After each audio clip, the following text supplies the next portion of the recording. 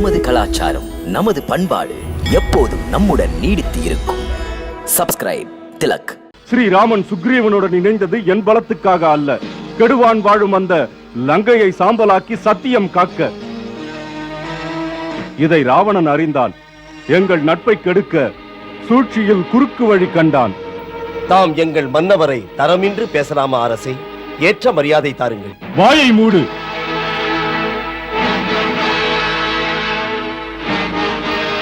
தூதனின் வேலை செய்தி தருவது, புத்திமதி தருவதல்ல. தூதன் என்ற காரணத்தால் பொறுமையாக இதுவரை இருந்தேன். உன் மன்னவர் என்பவர் எமது தலைவரை, எமது அர்ப்பணிப்புகளை அவமானப்படுத்தினார். லங்கேசன் அந்த முறையில் சொல்லவில்லை அரசே. போதும், நிறுத்து. எந்த முறையில் உன் மன்னவனின் செய்தியுடன் வந்தாயோ அதே முறையில் நான் சொல்லும் செய்தியுடன் உன் மன்னவனிடம் போ. உங்கள் ஆணை, உங்கள் ஆணை மன்னா. ஒரு தீயவன், திருடன், காமுகன், கயவன் அவனிடம் சொல், கிஷ்கிந்தை வானரர்கள் நேர்மையானவர்கள், நெஞ்சுரம் உள்ளவர்கள் என்று எச்சரிக்கை விடுகிறேன். அந்த கொடியவனுக்கு, அவன் நண்பன் அல்ல, அந்த பகைவனுக்கு உரிய தண்டனை கிடைப்பதற்காக கிஷ்கிந்தையின் ஒவ்வொரு வானர வீரனும் பொங்கி எழுந்து விட்டான். ஏமாற்றுகின்ற குணங்கள் எங்கள் இனத்திற்கே இல்லை, எமது உயிர் ஸ்ரீராமனுக்கே. எமது சேவைகள் இந்த உலகத்தில் என்ன, பரலோகத்திலும் தொடர்வது. எங்கள் பிரபு உலகத்துக்கெல்லாம் தலைவன், அவர்தான் இறைவன். ராவணனுக்கு சொல், ஸ்ரீராமனை இப்போதாவது புரிந்து கொள் என்று. அவர் வாழ்க்கை எனும் கடலில் கரை சேர்ப்பவர். இந்த கடலை கடக்க வைக்க மாட்டாரா? சென்றவுடனே ராவணனுக்கு சொல், விபீஷ்ணன் வந்ததினால் இலங்கை நேர்மை இழந்தது. பாவி ராவணனை எந்த உலகிலும் எவரும் காக்க முடியாது. எமது செய்தி உனது மன்னவனின் மரணம் என்ற செய்தி. மன்னவனிடம் இதையும் சொல்லிவிடு. தக்க நேரம் இது. அவரும் அவர் குலமும் அவர் ராட்சச இனமும் வாழ வேண்டும் என்று நினைத்தால் ஸ்ரீராமனை சரணடைய சொல். இனிமேலும் அவரே லங்கையை ஆளட்டும். பதவி ஆசை என்றும் எனக்கு இருந்ததில்லை. இதை சொல்வதில் என்ன பயன் விபீஷணரே? தமக்கு தெரியாதா என்ன? எங்கள் மன்னன் ராவணன் நினைத்தால் நினைத்ததுதான் என்று. இன்னும் அவர் தனக்காகவே வாழ்ந்தார் என்றால், லங்கையின் கேடுகளுக்கு அணை போடாதிருந்தால் பாதிப்பு எங்கு போய் நிற்கும்? உங்களை போன்றவர் அவருக்கு எடுத்துச் சொல்லி இந்த சீரழிவை தடுக்க கூடாதா? வருமுன் காப்பது அறிவுடைமை அல்லவா? அண்ணனின் அமைச்சர்கள் தலையாட்டி பொம்மைகள். அண்ணனுக்கு தர்மத்தின் குரல்கள் காதில் விழுந்தால்தானே? மன்னிக்க வேண்டும் விபீஷணரே. நான் போய் இந்த கருத்துக்களை அவரிடம் சொன்னால் ஏற்பாரா? என்னைத்தான் அவர் மன்னிப்பாரா? அவருக்கு வேறுபட்டு என் பணியிலே நான் தவறினால் பெற்ற ஊதியத்துக்கு ஊழியம் புரிந்ததாகுமா? நல்லது, இதை மட்டும் சொல்லிவிடு. உங்கள் ஒற்றர்கள் எத்தனை பேர் வந்திருக்கிறார்கள் இந்த பாசறைக்கு? விபீஷணரே, தாங்கள் அவர்களை ஏதும் செய்வதில்லை என்றால் இப்போதே நான் அவர்களை பற்றி தம்மிடம் சொல்கிறேன். எமது ஒற்றற்படையை பிடிப்பது மன்னர் சுக்ரீவனின் ஒற்றற்படையின் கடமை. அதுபோல் என் கடமை அவர்களை காத்தல், அவர்களை பிடிப்பதல்ல. மன்னா, நான் போக விடை தாருங்கள். செல்.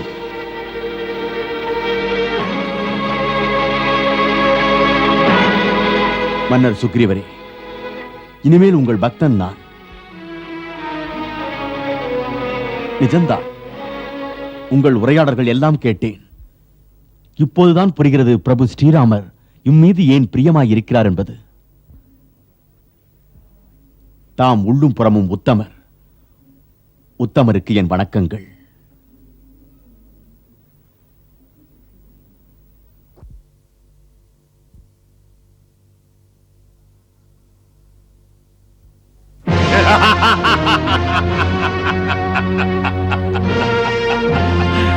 ஓ, சுக்ரீவன் எனக்கு மரணம் என்பதை சொல்லி அனுப்பினானா? வாழ்க, அவன் வாய்மையை பாராட்டுகிறேன். ஒரு மந்தி ஏதோ தப்பி தவறி கடலை கடந்து வந்தது.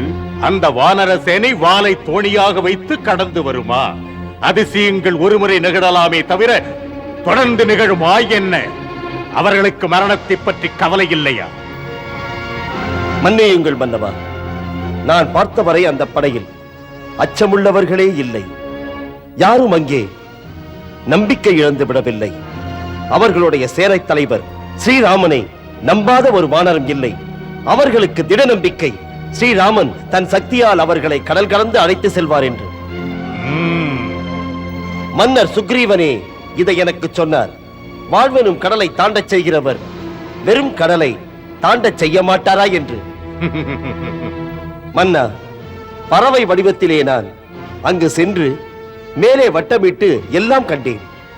இப்போது வானரப்படையில் கடல் அலைகளைப் போல் ஒரு வேகம் கொந்தளிக்கிறது.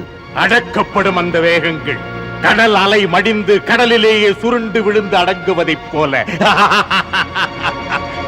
எனது குல துரோகி விபீஷ்ணனின் கதை என்ன? வானர சேனையில் புகுந்துள்ள நமது ஒற்றர்கள் பார்த்த காட்சி, அவர்கள் விபீஷணருக்குள்ள மரியாதையை, வரவேற்பினை என்னிடம் சொன்னார்கள். ராமன் அவர் மீது உயிரையே வைத்திருக்கிறார், விவாதங்களும் புரிகிறார். தப்பி வந்தவரிடம் தகவல் கேட்பதற்காக அப்படி நடக்கிறார். எதிரியின் தம்பி தன் பக்கம் இருந்தால் லாபம் என்று கருதி தானம் போடுகிறார். உடன் பிறந்த அண்ணன் பந்தம், தன்னுடைய சொந்தம் எல்லாம் தருவதை அவன் தருவானா? இனி வேறென்ன வேடிக்கைகள் அந்த வானரங்களை பற்றி? அவர்களை பற்றி நான் அறிந்தது, ஆண்மையில் தடம் பதிப்பவர்கள் எப்படியாவது சமுத்திரத்தை கடந்து லங்கையில் புகுவார்கள். புகுவதற்கு என்ன வசதி இருக்கிறது அந்த படைகளுக்கு? இதே அவர்கள் படையின் முதுகெலும்பை ஒடிக்க போதுமானதாகும். பைத்தியங்கள். ஒரு வகையில் இது நல்லதும் கூட. தன்மானம் உறுத்தும் மூடர்களை அதை தாங்க சக்தியற்று அவர்கள் திரும்பி விடுவார்கள்.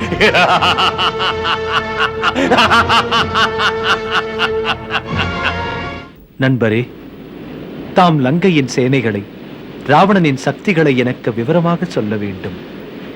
லங்கையின் 4 கோட்டை வாசல்களிலும் கடுமையான காவல் இருப்பதாக நீங்கள் சொன்னீர்கள். அதையேதான் அனுமானம் சொன்னார்.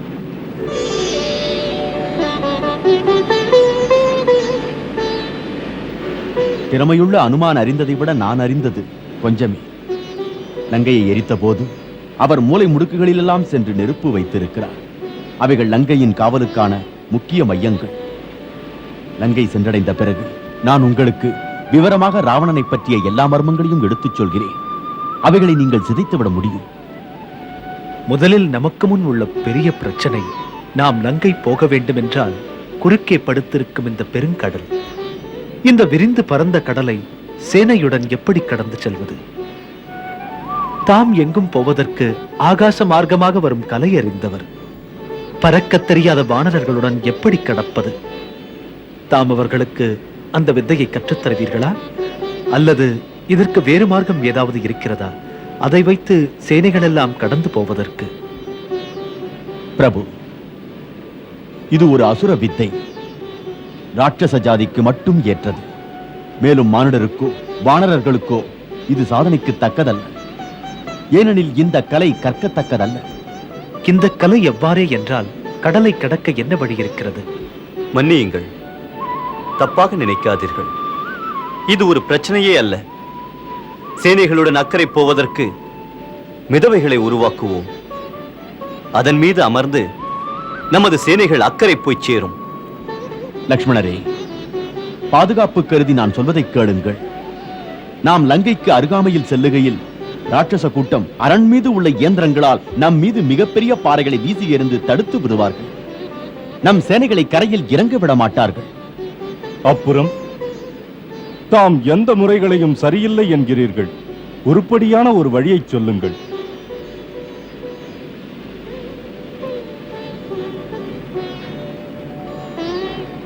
பிரபு, இதற்கு ஒரு உபாயம் சரியென்று தோன்றுகிறது. என்ன? தாம் சமுத்திரராஜனை பிரார்த்தியுங்கள். சமுத்திரராஜனை பிரார்த்திப்பதா?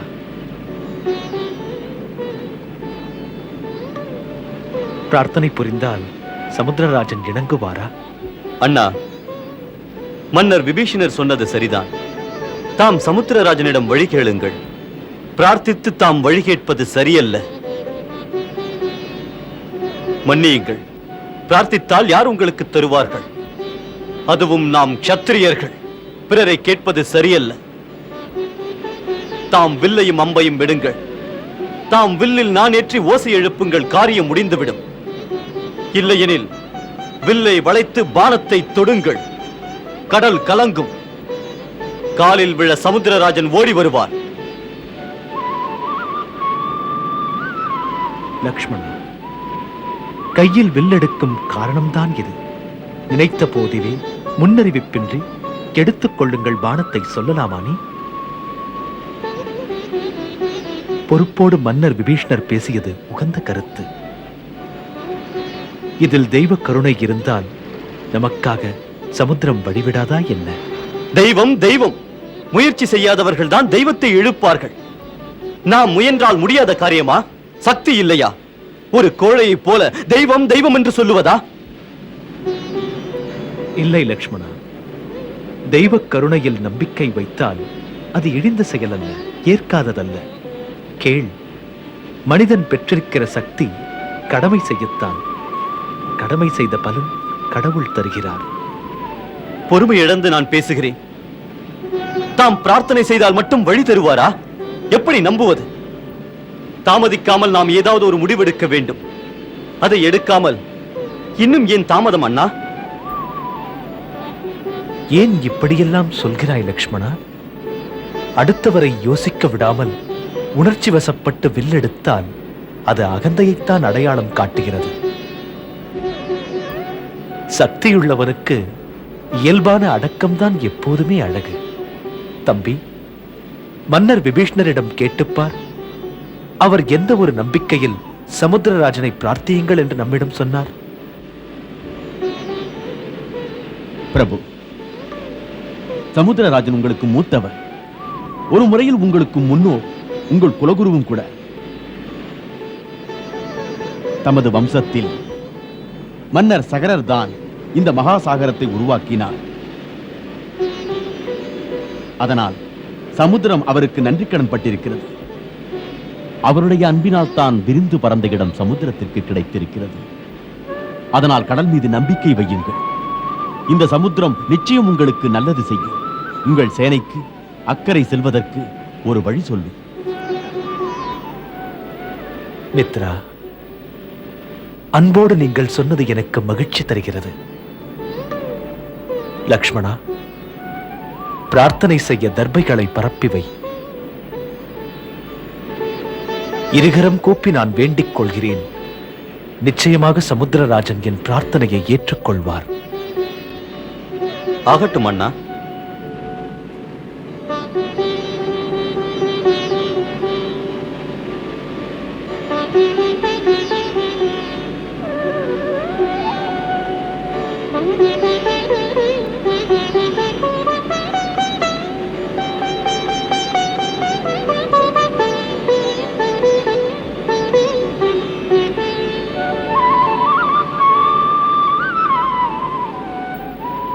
சமுத்திரராஜனே வணக்கம். நதிகளின் சங்கமமே வணக்கம். ஹே மகாசாகரமே, நான் மன்னர் சகரரின் வம்சம். தசரத மைந்தன் ராமன் என் தம்பி லக்ஷ்மணனுடன் தங்களை சரணம் வேண்டுகிறேன். ஹே ரத்னாகரரே, எனது முன்னோர் சகர மன்னர் உங்களை உருவாக்கினாராம். இன்று ரகுகுலத்திற்கு நேர்ந்த தீங்கினை நீக்குவதற்காக ஒரு பெரிய சேனையுடன் இலங்கை போய் சேர்வதற்காக தாம் கடல் கடந்து போக வழிகாட்டி அருள் புரியுங்கள். தமது மனது இறங்குவதற்காக உணவையும் நீரையும் ஏற்காமல் இந்த கரையிலே அமர்ந்து தியானம் செய்கிறேன். பிரார்த்தனையை ஏற்று அருள் தாருங்கள் எனக்கு.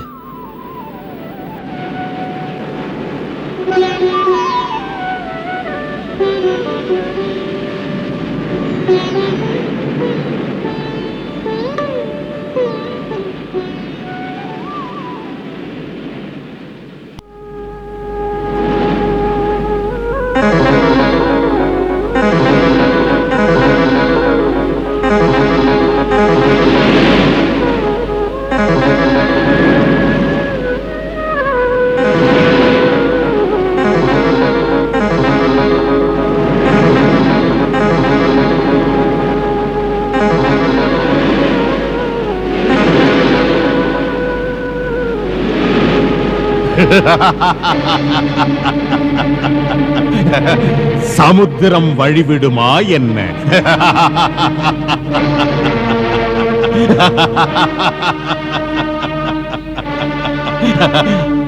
ஆ, காட்டிலே வசதியின்றி வாழ்ந்து ராமனுக்கு பிச்சை எடுக்கும் குணம் பழகிவிட்டது. பாவம் மூளை மழுங்கி விட்டது. சமுத்திரத்தை பார்த்து உட்கார்ந்து அழுகிறான். மௌனமாக புலம்புகிறான் தன் மனைவியை கடத்தி விட்டான் என்று. சமுத்திரம் கருணையுடன் மனமிறங்கி எழுப்பும் தன் அலைகள் மீது பாலம் கட்டி கொடுக்குமா என்ன? யாருடன் விபீஷண சிற்றப்பாவை போல ஒரு கோழை இருக்கிறானோ அவன் அப்படித்தான் அழுவான். அந்த நிழல் அருந்த உணவு இல்லாத அனாதை மன்னன் ஆயிற்று. வானரங்களே அவனுடைய மாண்ட உடலுக்கு இறுதி ஊர்வலம் நடத்தும் தந்தையே.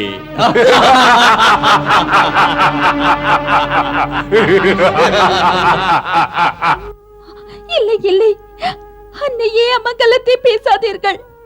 நான் பேசவில்லை மகளே. பொதுவாக கேள்விப்பட்டதை ராஜாங்க செய்திகளை சொன்னேன்.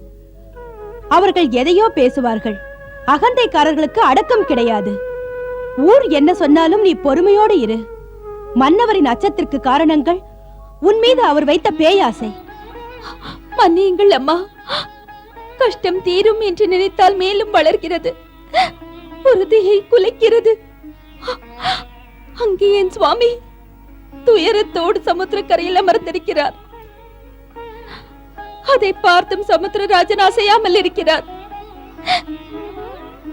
அந்த ராவணனை போல கடலும் கூட என் உள்ளுணர்வை புண்ணாக்கி விடுமா? அதில்லை அம்மா. ஐயமே அமைதியை கெடுத்துவிடும். விபீஷ்ணர் நம்பிக்கையோடு சொல்வார், ஸ்ரீராமன் பகவானின் அவதாரம் என்று. அவர் தெய்வ சக்தி பெற்றவர். அவர் நினைத்தால் இஷ்டப்படி முடிக்கின்ற ஜெகநாதன். அவர் தரணிக்கு வந்தது தர்மத்தை காக்க, நீதியை நிலைநாட்ட, நல்லார் மனக்குறையை நிரந்தரமாக நீக்க. அந்த உத்தமரை நம்புவதே நலமாகும் மகளே.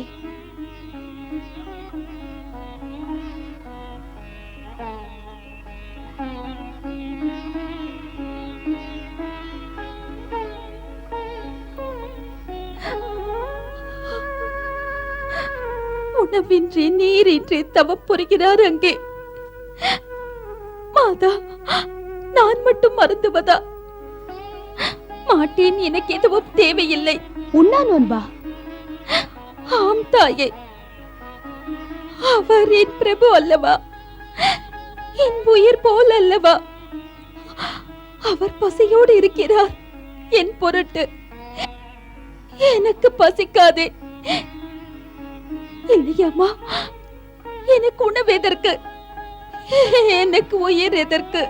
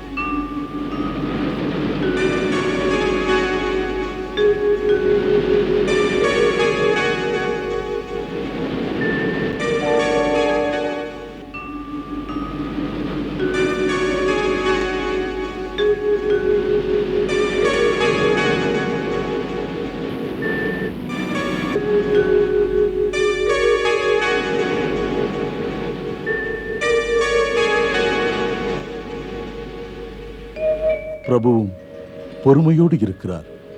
மகாசமுத்திரம் ஏனோ பேசாமல் இருக்கிறது. ஒரு பதிலும் இல்லை. நன்றி கெட்ட சமுத்திரத்திற்கா சகர மன்னர் உதவி செய்தார்?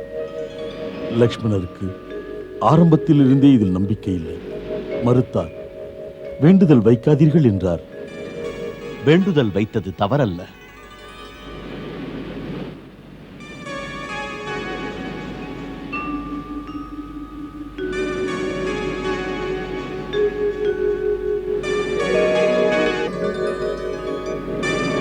அம்மா,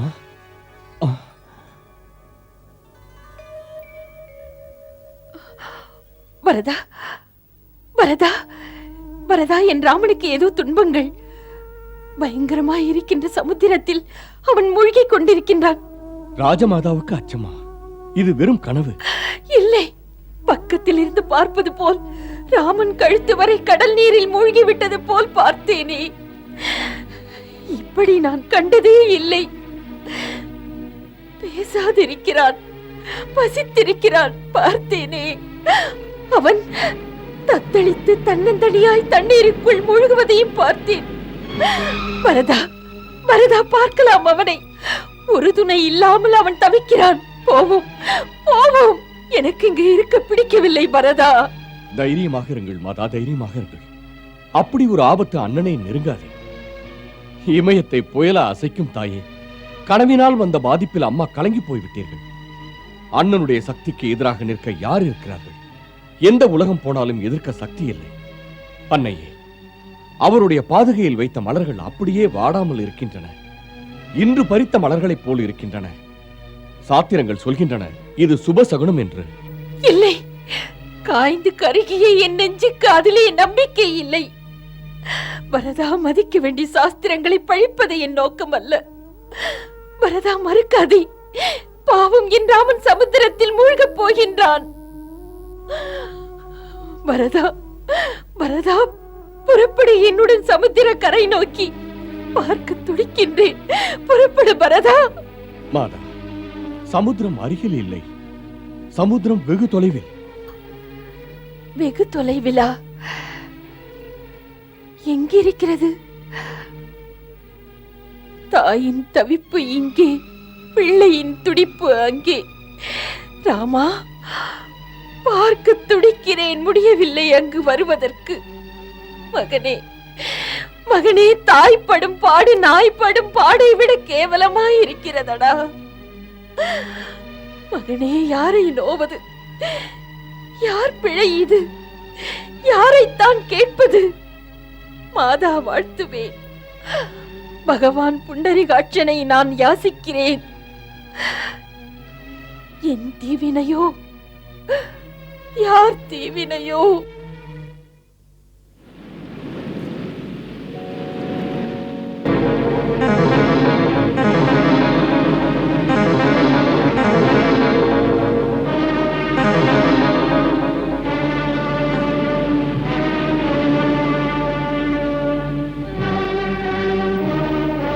ஏ பெருங்கடலே, விண்ணும் மண்ணும் சாட்சி. இக்ஷ்வாகு வம்சத்தின் ராமன் உன்னை வேண்டிக் கொண்டேன். எனக்கு ஒரு வழி கேட்டு. ராமனின் கோபம் உனக்கு தெரியாது, நீ விளையாடுகிறாய். ரகுவம்சத்தின் ராமன் இன்று முதன்முறையாக உன்னிடம் தான் பாதை கேட்டேன். நீ கௌரவமாக நடந்து கொள்வாய் என்று கேட்டேன். அற்பத்தனம் உன்னை அகந்தை கொள்ள செய்து விட்டது. ஏன் இந்த மௌனம்? ராமன் என்றால் உனக்கு அத்தனை அலட்சியமோ ஆணவமோ? பூமி பொறுக்கும். பொறுமை இழந்தால் அதுவே பூகம்பமாக பொங்கி வெடிக்கும். நீ ராமனின் பொறுமையைக் கண்டு இவன் சக்தியற்றவன் என்று தப்பு கணக்கு போட்டு விட்டாய். இந்த ஜகத்திலே இது நாள் வரை இது ராமனுக்கு நேர்ந்ததில்லை. என் கோபத்தை நீ கண்டதில்லை. லக்ஷ்மணா, அண்ணா, நீ போய் என் வில்லையும் அம்பையும் எடுத்துக்கொண்டு உடனே இங்கு வா. நன்றி கெட்ட சாகரமே, என் வானம் உன்னை பேச வைக்கும். உங்கள் ஆணைப்படியே. நன்றி கெட்ட கடலை கேட்டு காத்திருந்து இங்கு 3 நாட்கள் வீணாகி விட்டன. இனிமேல் ஒரு வினாடி கூட வீணாகாது. வில்லும் அம்பும் உடனே வரட்டும். இதோ வருகிறேன் அண்ணா.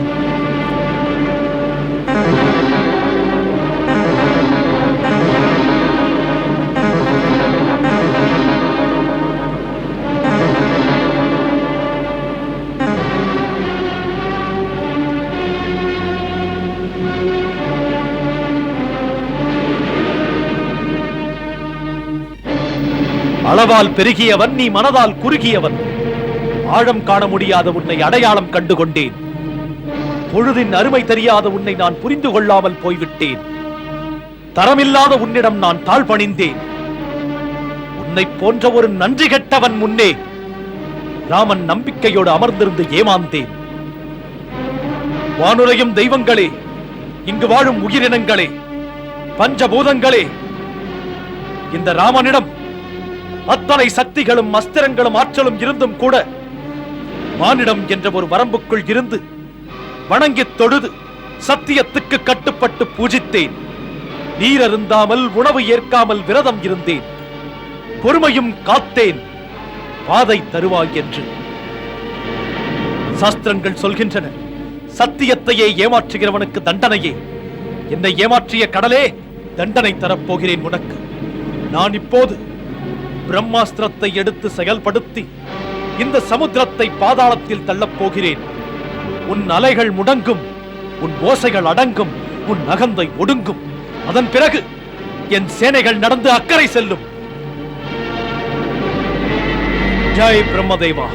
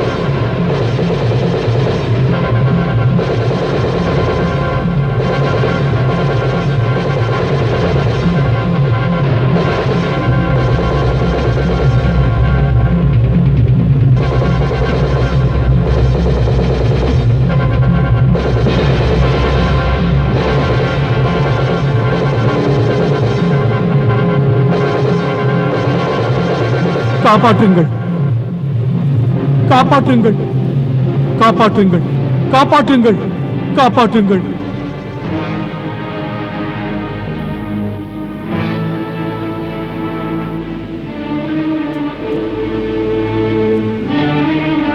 மன்னித்து விடுங்கள் பிரபு, என் தவறுக்கு மன்னித்து விடுங்கள்.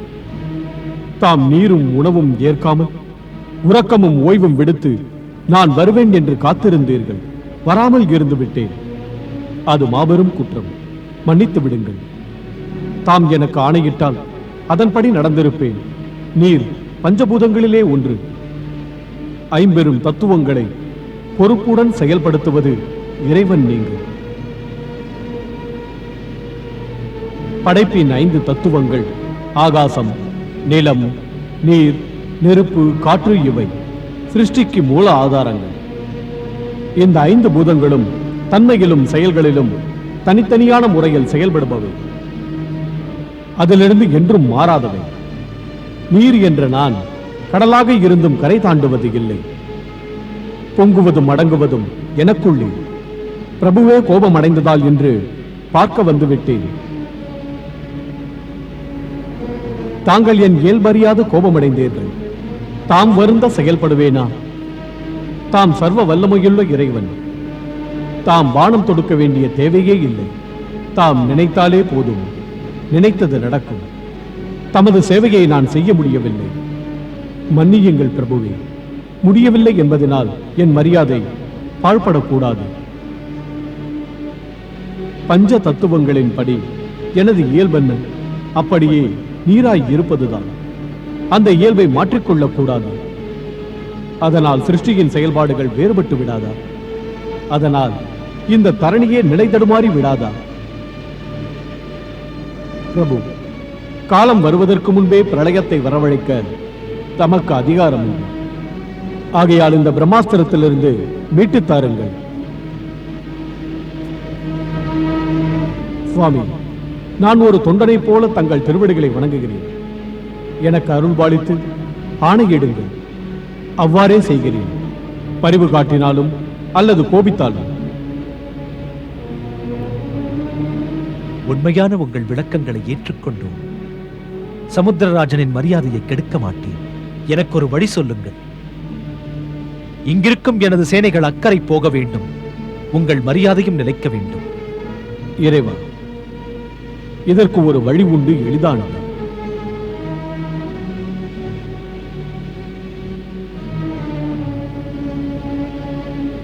தமது சேனாதிபதிகளில் நலன் நீலன் என்ற அண்ணன் தம்பிகள் பிள்ளை பிராயத்தில் அவர்கள் குறும்புக்காரர்கள். அவர்கள் ரிஷிகளின் கமண்டலங்களை எடுத்து நதியிலே மூழ்கடிப்பார்கள். அதிலே வேதனை அடைந்து கோபம் கொண்ட ரிஷி ஒருவர் அவர்களுக்கு சாபமிட்டார். அந்த அண்ணன் தம்பிகள் அன்று முதல் எந்த பொருளையும் தண்ணீரில் போட்டால் அது மூழ்கக்கூடாதென்று காலம் கொடுத்த சாபம் லாபமாகிவிட்டது. நளன் விஸ்வகர்மாவின் அன்பு மகன். அவருக்கு சிற்பக்கலையும் தெரியும்.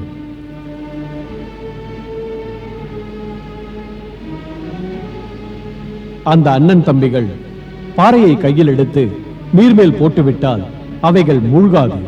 கடல் மீது நீங்கள் அணை கட்டி லங்கை வரை போய் சேர வழி கிடைக்கும் உங்களுக்கு. அந்த பாலத்தின் மீது தமது சேனைகளுடன் லங்கை போய் சேர்ந்து விடலாம்.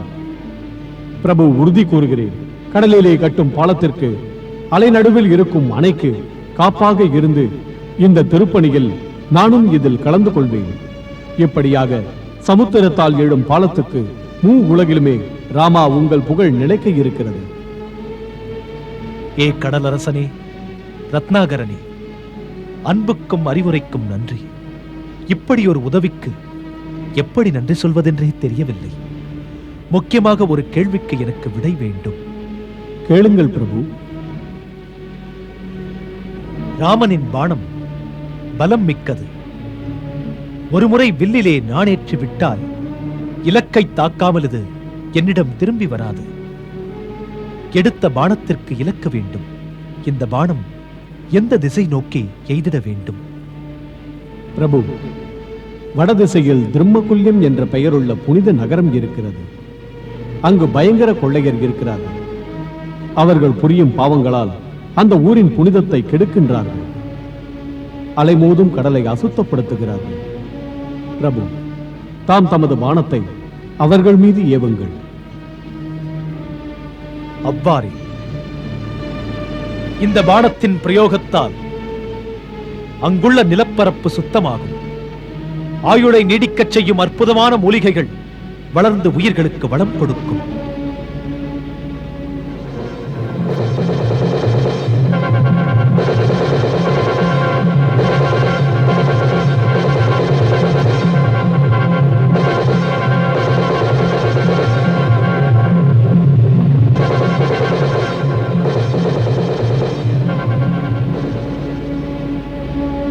இனிமேல் எனக்கு ஆணை தாருங்கள். சிவபெருமான், மாதா பார்வதி தமக்கு வெற்றி தருவார்கள்.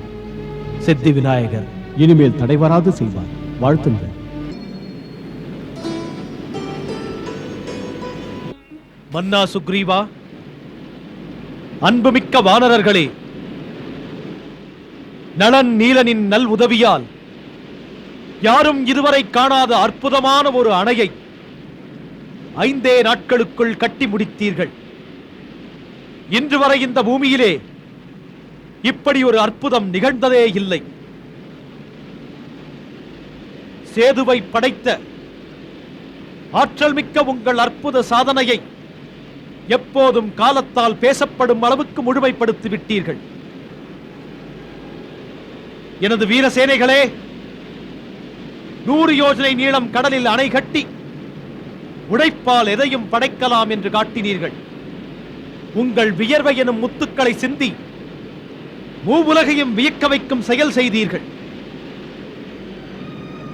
நீங்கள் படைத்த இந்த நீண்ட பாலம் உங்களை வா என்று அழைக்கிறது.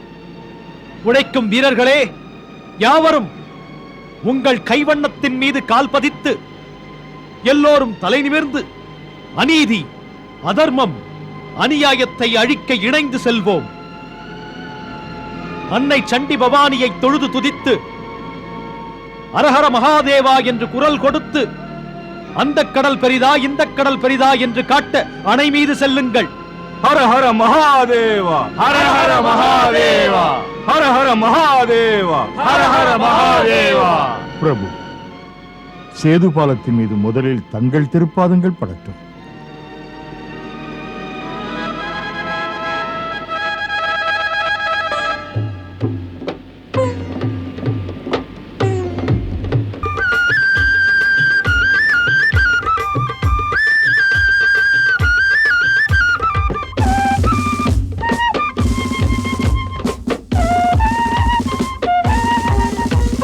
இல்லை, இதை நம்ப மாட்டேன்.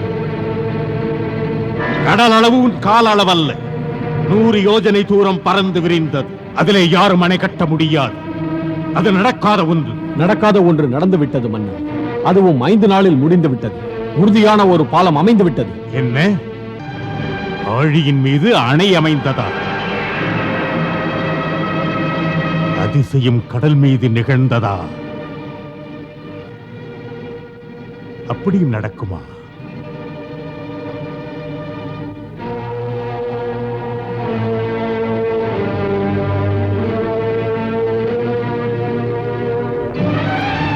இது நம்பக்கூடியது.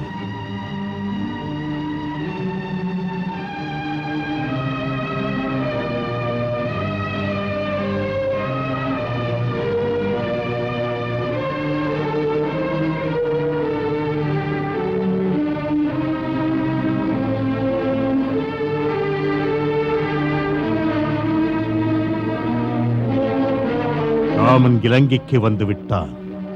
இந்த செய்தி சீதைக்கு தெரிந்து விட்டால் தெரிவதற்கு முன் அவளை என் வசப்படுத்த வேண்டும். மன்னியுங்கள் மன்னா. ராமன் உயிரோடு இருக்கும் வரை சீதை உங்கள் வசப்பட மாட்டார்.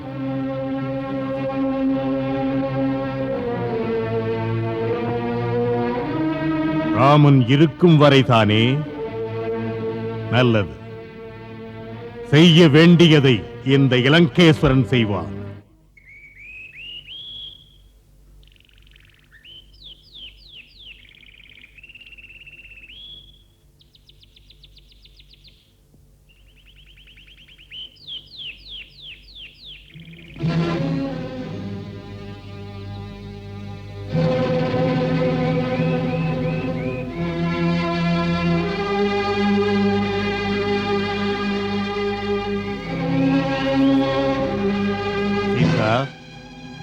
நான் உனக்கு ஒரு நல்ல செய்தி கொண்டு வந்திருக்கிறேன்.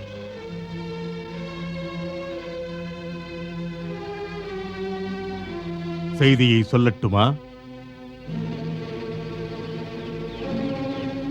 இன்றைய இன்பச் செய்தி இதுதான். உனக்கு போட்ட விலங்கு உடைந்தது. இனிமேல் நீ விடுதலை பறவை.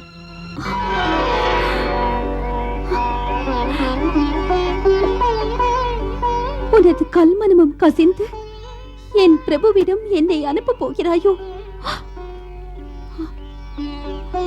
துன்பம் என்னை விட்டு நீங்க போகின்றதோ? உன் வேந்தனுடன் விலங்கு போட்டுக் கொண்டிருந்தாய், அதுதான் உடைக்கப்பட்டது. சீதா, சிற்பமே, அவன் உயிரோடு இருந்தவரை கணவன் என்ற விலங்கு போடப்பட்டிருந்தது. ராவணன் அதை உடைத்தெறிந்தேன். இனிமேல் கற்பில்லை. கற்பு என்ற கற்பனைக்கும் இடமில்லை. தேவையற்ற வாழ்க்கை வரம்பு உடைத்தெறியப்பட்டது. இனிமேல் நாம் இணையும் பாதையில் எந்த குறுக்கு சுவர்களும் கிடையாது. இந்த இலங்கையின் மண் என் கண்ணே உன்னை ராணி என்று அழைக்கும். அந்த மகிழ்ச்சிக்கு அடையாளமாக ஒரு அற்புத அதிசய பரிசுடன் வந்திருக்கிறேன்.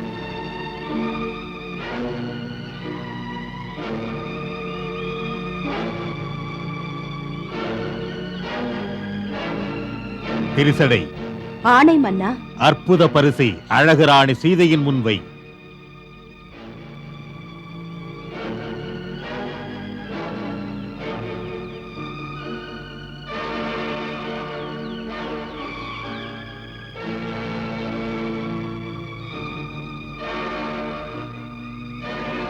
திரிசடையே, திரையை எடு.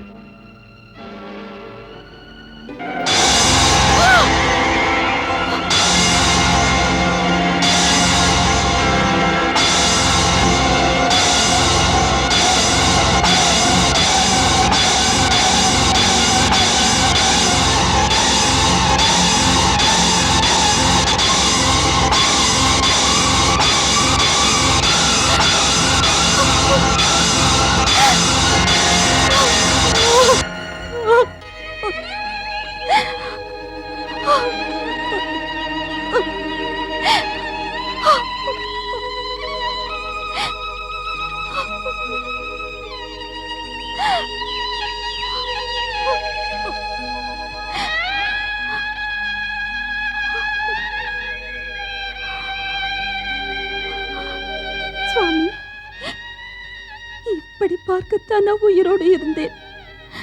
தாம் இந்த நிலையை அடைந்த நேரத்தில் பாவியை மட்டும் ஏன் விட்டு சென்றீர்கள்? தாம் ஏன் இந்த நிலைமையை அடைந்தீர்கள்? பேதையை அழைத்துக் கொண்டு போயிருக்க கூடாதா நீங்கள்? புண்பட்டு விட்ட பின் நெஞ்சுக்கு இது தாங்குமா சுவாமி? தாம் அறியாததா? தாம் போனால் பேதை எங்குதான் போயிருப்பது? எனக்காக யார் இருக்கின்றார்கள்? பயங்கர கொடையவனிடத்தில் பிடிபட்டு இப்படி எதற்கு வாழ்வது? தாங்கள் துயரம் தாங்காது இப்படி ஒரு முடிவுக்கு துணிந்தீர்களா?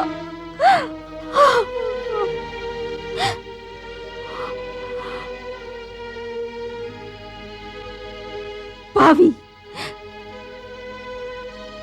கேடு கெட்ட மன்னா, உன்னால் இந்த அவலம் நேர்ந்தது.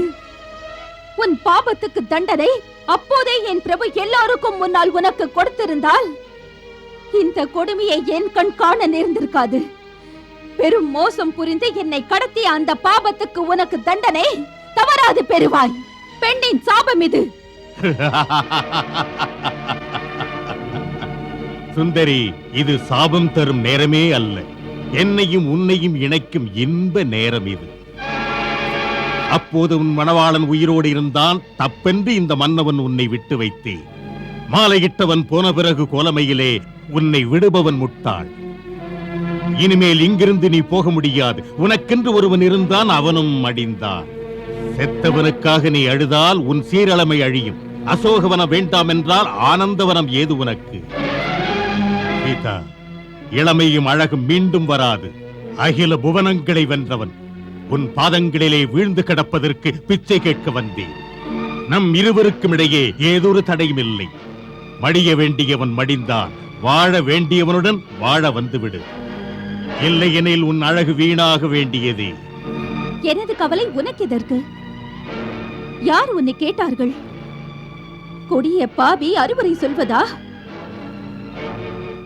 ராவணா, பதி பத்தினி என்ற நிலை இந்த பிறவியில் வந்ததல்ல.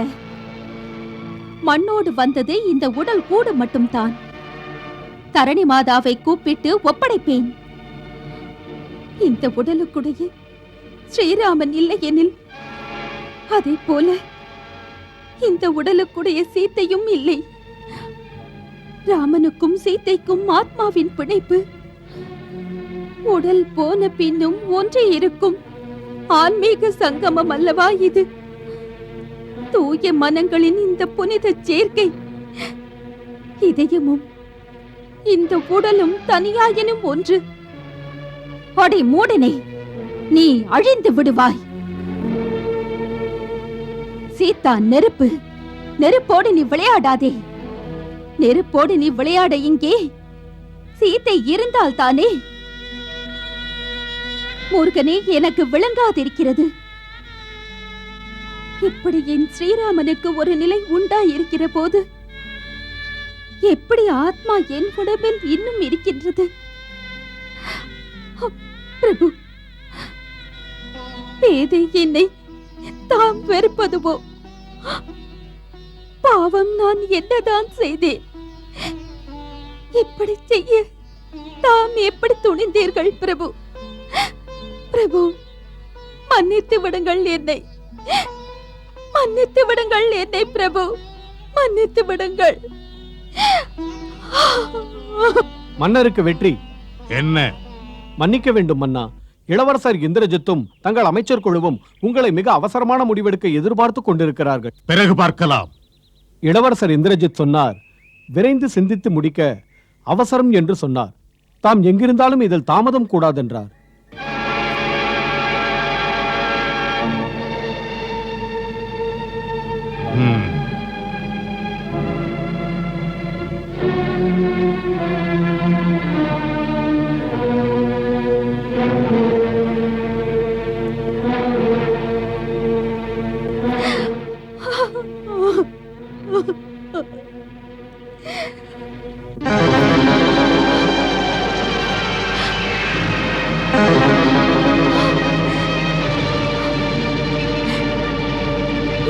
மாதா, இது இது என்ன இது? மகளே, இது வெறும் மாயாவி வேலை. இது ஒன்றும் உண்மை அல்ல. இது வெறும் அதிர்ச்சி நாடகம். உன்னை அச்சுறுத்த மன்னர் இருக்கும்போது மகளே சொல்ல முடியவில்லை. பிரபு ஸ்ரீராமர் நலமோடு இருக்கிறார். என்ன? ஆம் மகளே, அவர் லங்காபுரிக்குள் வந்து விட்டார். கிடைத்த செய்தி, அவர் அற்புதம் நிகழ்த்தி இருக்கிறார். இது நாள் வரை இந்த பூமியில் யாரும் சாதிக்காத ஒன்று. அவர் இந்த விரிந்த நீண்ட கடல் மீது 100 யோஜனை தூரம் பாலம் அமைத்திருக்கிறார். அவர் தனது வானரசேனை பின்வர சமுத்திரத்தை கடந்து லங்கையின் இந்த மண் மீது கால் பதித்து விட்டார். இலங்கையின் மண் மீது கால் பதித்தாரா? தாங்கள் கால் பதித்தீர்களா? இலங்கையின் மண்ணிலே தம் திருப்பாதங்களை இன்னும் காணாமல் இருக்கிறேனே. சுவாமி, மண்மாதாவின் மூலமாக தம் பாதங்களை பணிகின்றேன். தாம் எனது நமஸ்காரத்தை ஏற்றுக்கொள்ளுங்கள் இறைவா.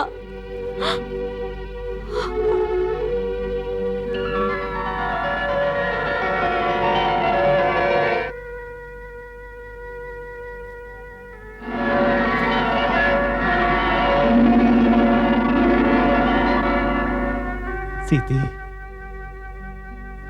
பகைவன் மண் மீது நீ இருப்பது போல் நானும் இங்கு வந்து விட்டேன். மாற்றான் நாட்டில் காற்று வந்து சொல்லி இருக்குமே நான் இங்கு வந்ததை. தரணி மாதா, நிலமெனும் தாயே, என் உயிர் சீதை உன் மடியில் அமர்ந்திருப்பாள். அவளிடம் சொல், அவள் அமர்ந்த மண்ணுக்கு வந்திருக்கிறேன். என் சுவாசம் இந்த காற்றிலே கலந்து அவள் இருக்கும் இடம் வந்திருக்கும் தாயே.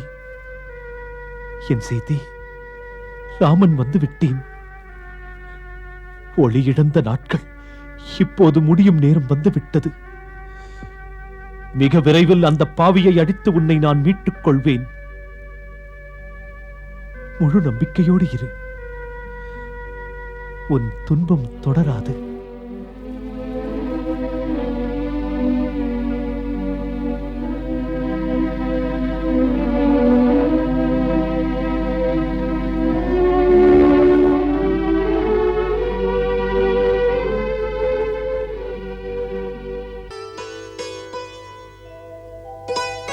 அற்புதம்!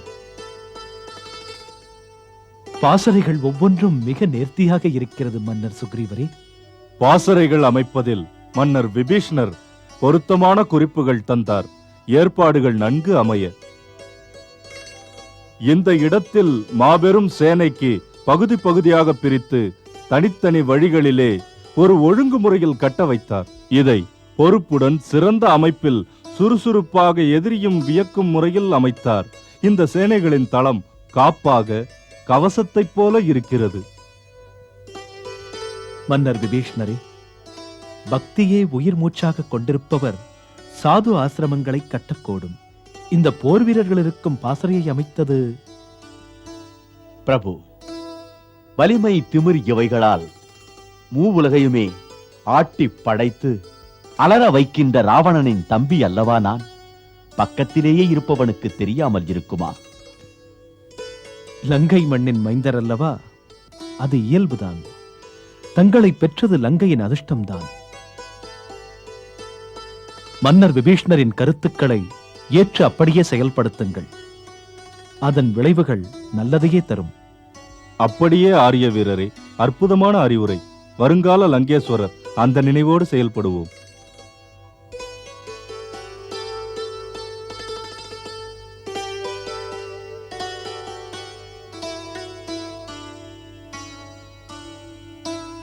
பாசறையின் திலகமாக கவசமாக அமைந்தது தாம் இருக்க வேண்டிய குடில் அமைக்கப்பட்டு விட்டது. இதிலே தாம் இருந்து எங்களை வழிநடத்த வேண்டும். ஒவ்வொரு அமைப்பிலும் லக்ஷ்மணனின் கைவண்ணத்தை என்னால் பார்க்க முடிகிறது. இல்லை அண்ணா, பெருமை என்னை மட்டும் சேர்ந்ததல்ல, இங்குள்ள அனைவரையும் சேர்ந்தது.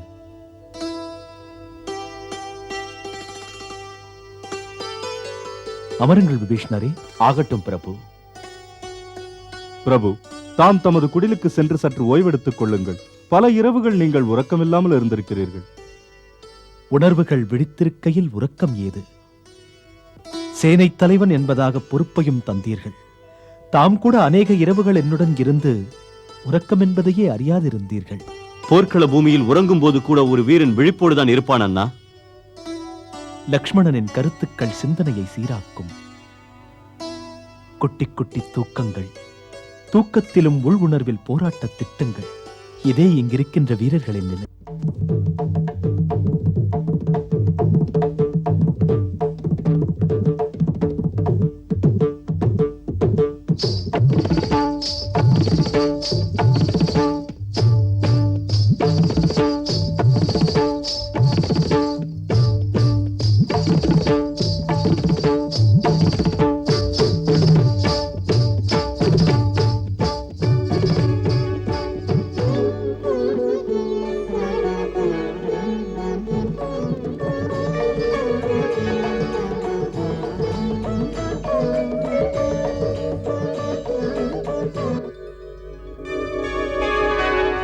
என்ன இது?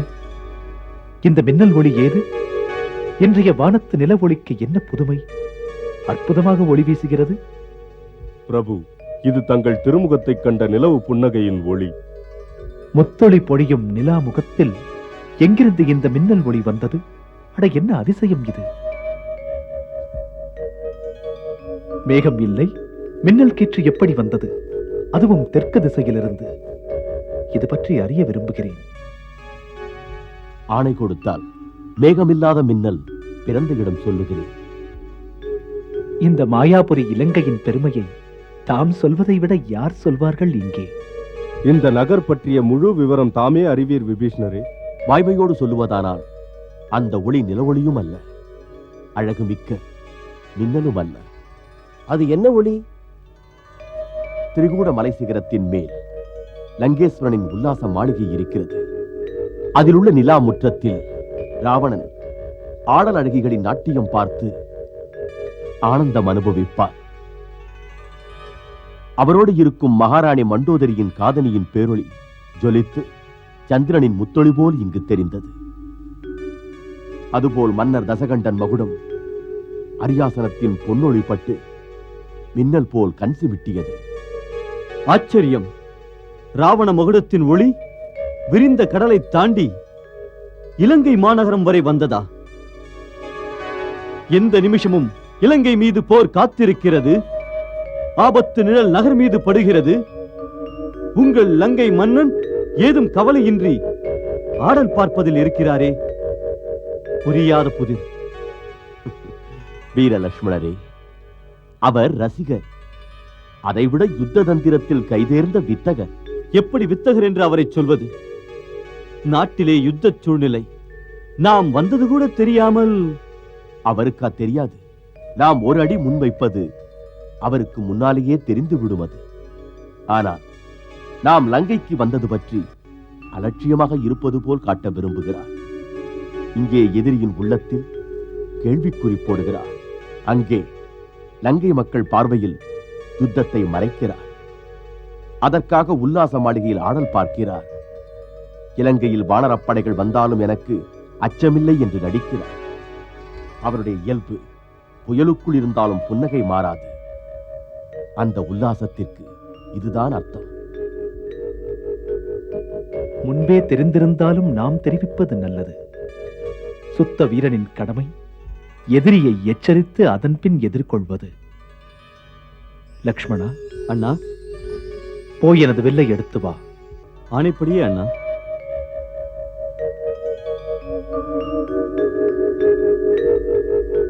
இப்போது வில் எதற்கு ரகுகுல மாமணியே? நண்பரே, எதிரியை உறங்காதே என்று எழுப்ப அந்த உல்லாச பிரியனுக்கு ராமன் இலங்கையில் இருப்பதைச் சொல்ல.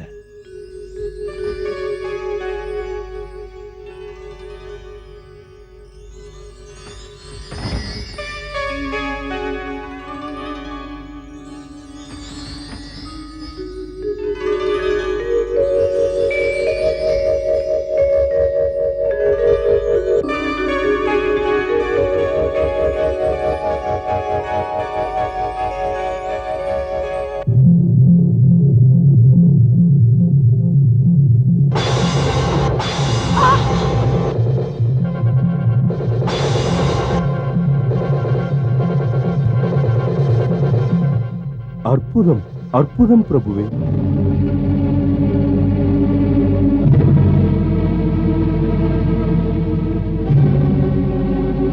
ஏ பரமேஸ்வரா, ஏ சூலபாணி, ஏ மகாதேவா, காப்பாற்று காப்பாற்று சிவசம்போ, ஏ கைலை மன்னா, என் மன்னவனை காப்பாற்று. கைலையின் மன்னன் இந்த மன்னவனோடையே இருக்கிறார் ராணி. எதற்காக உனக்கு இந்த அச்சமும்? காரணம் சொல்ல வேண்டுமா? இதைவிட பயங்கர அபசகுணம் வேறென்ன இருக்கிறது? மேகம் இல்லை, மின்னல் இல்லை, காற்றோ புயலோ இல்லை. ஸ்ரீராமன் இங்கு வந்தது. மண்டோதரி, நீயும் என் பகைவனை ஸ்ரீ போட்டு அழைக்காதே. மன்னியுங்கள். பகைவன் இருக்கும் பக்கத்திலிருந்து சீறி வந்த தாக்குதல் தமது வணங்காத மணிமுடியை தரையிலே விட வைத்தது. என் காதணியை உடைத்தது. இதெல்லாம் அபசகுணம் இல்லையா? உல்லாச நேரத்தில் தொல்லையா? வைத்தியக்காரி, நடக்கும் போது கால் தவறி விடுவதில்லையா? சகுனம் பார்த்தா இந்த ராவணன் சாதனை புரிந்து கொண்டிருக்கிறார். இப்படி சமாதானம் சொல்லாதீர்கள் சுவாமி. மனைவி என்பதால் வந்த அச்சம் இது. காலம் தருகின்ற குறிப்புகளை புறக்கணிப்பது நன்மைக்கு என்று சொல்ல முடியாது. என் வேண்டுகோளை கேளுங்கள். இன்று நடந்தது நல்லதற்கல்ல.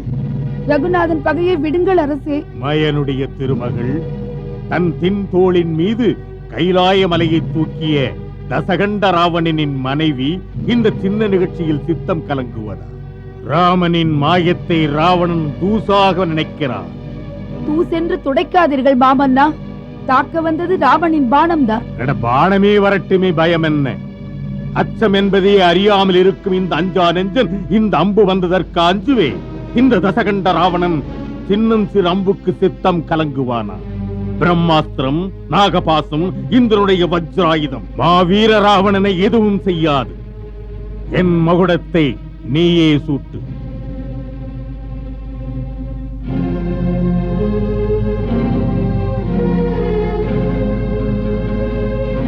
மகாதேவா, என் அரசன் லங்கேஸ்வரனின் முடி மீது இந்த மணிமுடி இன்று போல் இருக்கட்டும்.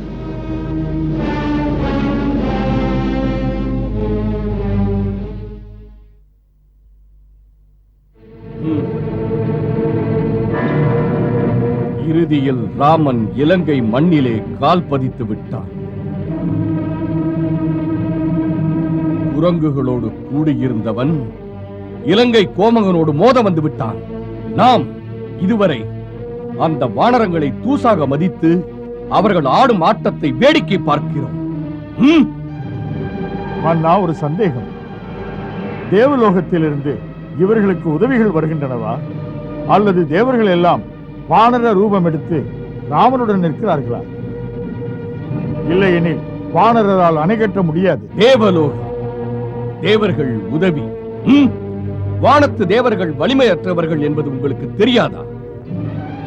இந்திரஜித் என்ற சிறப்பு பெயர் இந்த மேகநாதனுக்கு எப்படி வந்தது என்று லங்கை முழுவதற்கும் நன்றாக தெரியும்.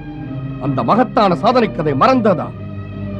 அன்று தோற்ற அந்த தேவர்கள் எந்த முகத்தை வைத்துக் கொண்டு லங்கேசனை எதிர்க்கிறார்கள்? பேரனே, அடிபட்ட பாம்பு அடங்காது. கடிக்கும் நேரத்திற்காக காத்திருக்கும்.